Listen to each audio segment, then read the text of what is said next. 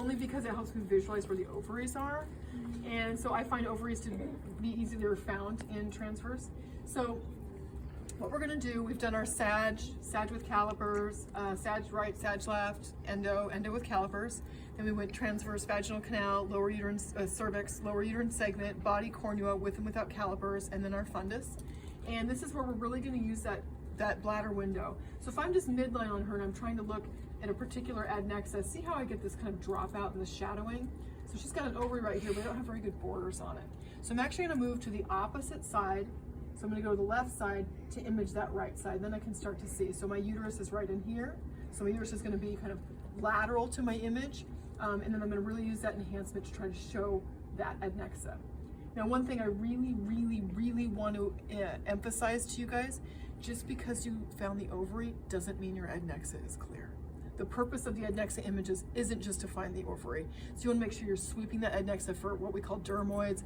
We'll get into that, well, not next week because, you know, whatever, but in a couple of weeks. But we want to make sure that we're sweeping all the way through that adnexa, not just with the goal of looking for the ovary. So our transverse adnexa images, so our bladder is going to be using enhancement to kind of clear that out. And you may have some vasculature in here, some, and we have a little ovary here, but you might see some transverse iliacs. If you do and they look kind of pathologic, just follow it up with a color image so that your radiologist knows that it's actually vasculature and it's not something abnormal. But our adnexa images are going to be very global images. So we're going to show kind of we're not going to have the ovary zoomed in. We're just going to kind of show the neighborhood. So we're going to take a representative transverse. You may or may not have the ovary in there. You may show off the broad ligament. You may show off some iliacs. It's just showing that neighborhood somehow, kind of like our lateral neck images. So our first image is transverse right adnexa. Then we're going to go to sag adnexa. Meanwhile, keeping my eyes on the ovary, just so I can kind of keep an eye where he's at. I'm on that left side. Let me get my zoom off here a little bit. I'm on that left side, angling back towards that right, so I can use the enhancement of the bladder. Now, you'll notice my bladder is still centered. What I don't want to see is my bladder here and you're coming out to the adnexa because this is all dropped out. So we want to make sure that we're using that bladder window to really kind of enhance and evaluate that entire adnexa. So here's some iliacs here. So if I had these in my images, I might follow them up with a color image. We're just going to take a representative image. In this case, we've got an ovary there, so we might show just a landscape of that ovary. Oops, I had that ovary here. Oh, antsy my pantsy. Okay, so sag right adnexa. So now that I know where this ovary is, then I can optimize to the ovary. So what am I going to do to optimize to this ovary? Zoom. I can do zoom. What am I going to do before zoom? Adjust depth. Adjust my depth, and what else can I adjust? That is a good one. Yep, and there's one more that I don't know what I'm doing.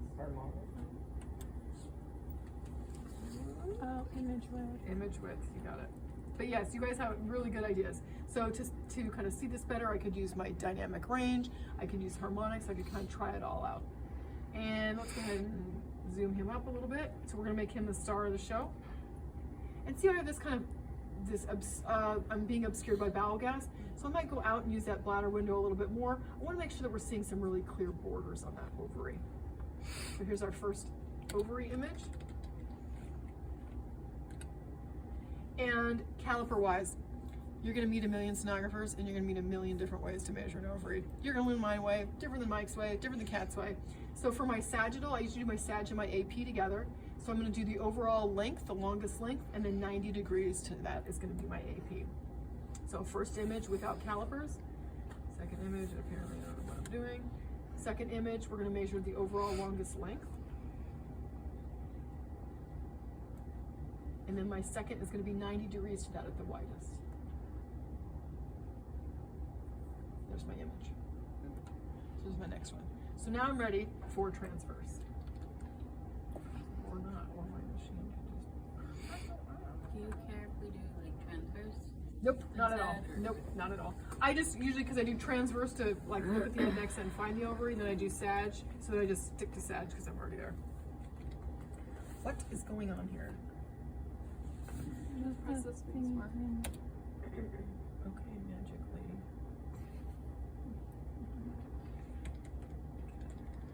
So then we're ready for TRB, right? Oh. So I'm going to turn 90 degrees on that. Again, trying to utilize as much of that bladder window as I can. So Again, we can adjust that dynamic range if we wanted to. We could try to use, I think, harmonics. I don't know where harmonics are. Try to use harmonics, so I just get a little bit different view. That doesn't work, so maybe we might change our dynamic range a little bit, which is DR. Making sure that you're not too bright. When things get too bright, see how the ovary just kind of blends in? So making sure that you have enough kind of darkness that you can kind of see what we're dealing with. So in this case, we've got some nice borders on that ovary.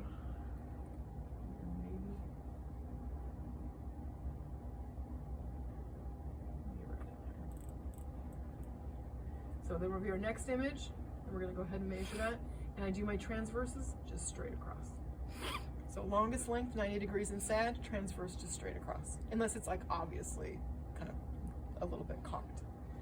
So then we can do our color. I don't care whether you do color and spectral in SAG or transverse. Does not matter to me.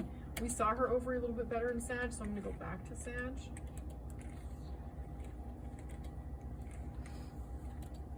But it doesn't matter to me which one you do.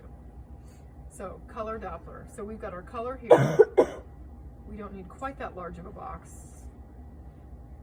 Remember, third or less, right? And then we could also, in this machine, we could do that power. And that's just going to show us a little bit more subtle flow.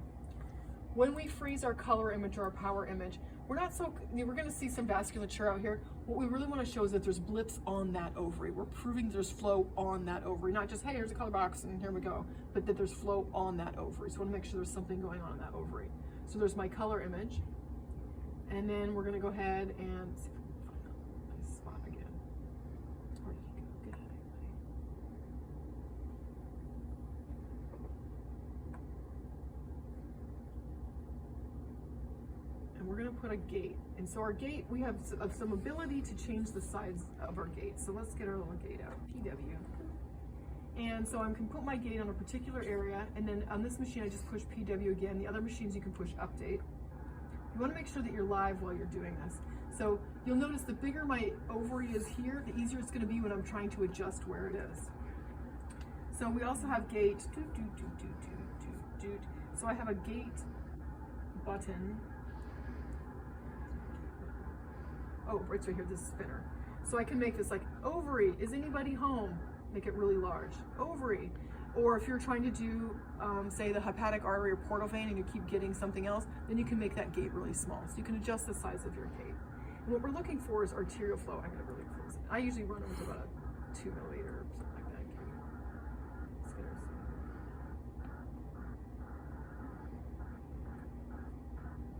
okay, we don't want that. What we want to see is arterial flow. And it shouldn't be too spiky, it shouldn't be too pokey, it should have this kind of nice flow to it. And all we're seeing is venous flow. And I will tell you right now too, you're gonna hate me because if we don't see flow, we just go transvaginally, but I'm forcing you guys to do it transabdominally, and so it's kind of mean. But you'll be better off later, trust me.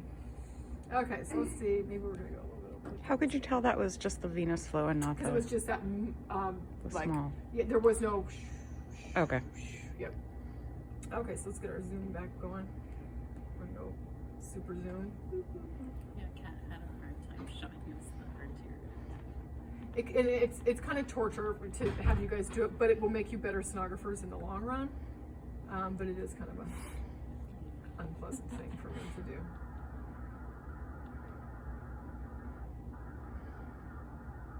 All right, over where what do we got here? And if it's too spiky, so see how we have the spike, you know you're on the ovarian pedicle. It should have a nice hilly kind of appearance to it. So I can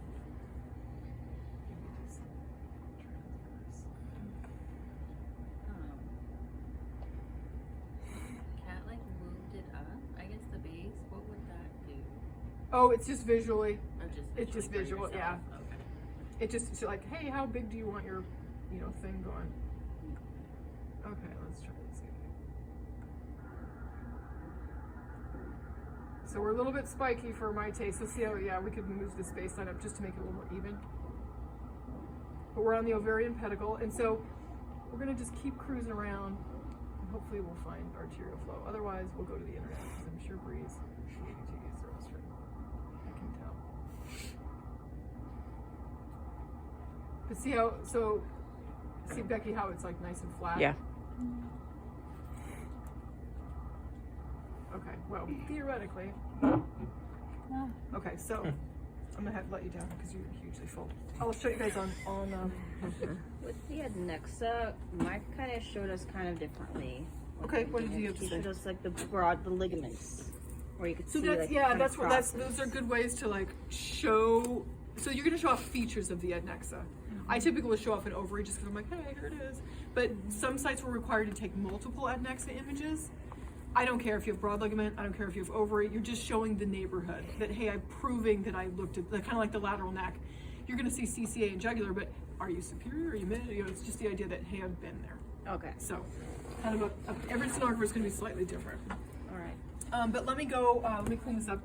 And then I'll show you guys on, so the testicular waveform, the ovarian waveform, and the epididymal waveform are identical. So if you can recognize that, then you'll see it in the rest of the body as well. So when we come to scrotums and things like that.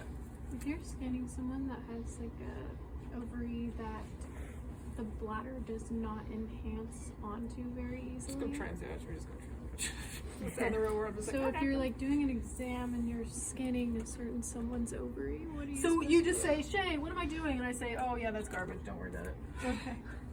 You're talking about me? I'm talking about your ovary. Okay.